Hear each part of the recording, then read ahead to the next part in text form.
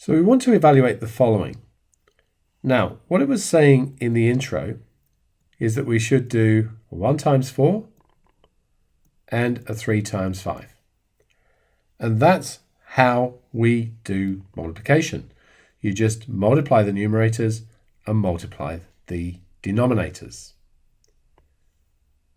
Now, that's where students often get confused with adding and subtracting, because that's not what we do with adding and subtracting. Remember, you get the same denominator and then you add the numerators, keeping the same denominator.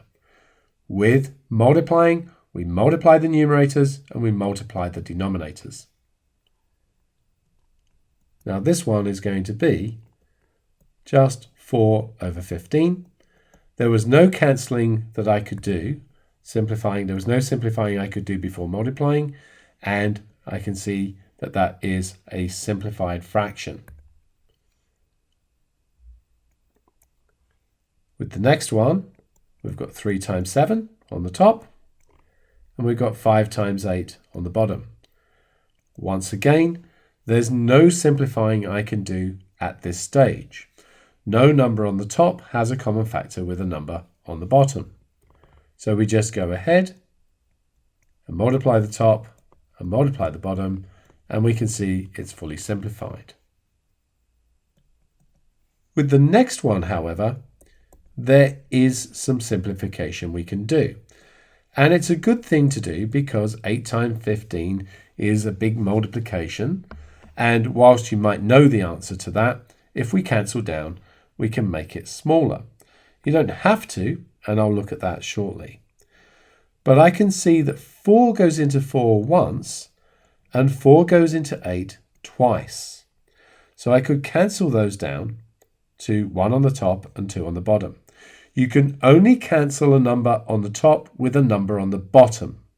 Be very clear about that. 5 goes into 5 once, it goes into 15 3 times. So I've now simplified this to being 1 times 1 on the top and 2 times 3 on the bottom, which is 1 over 6.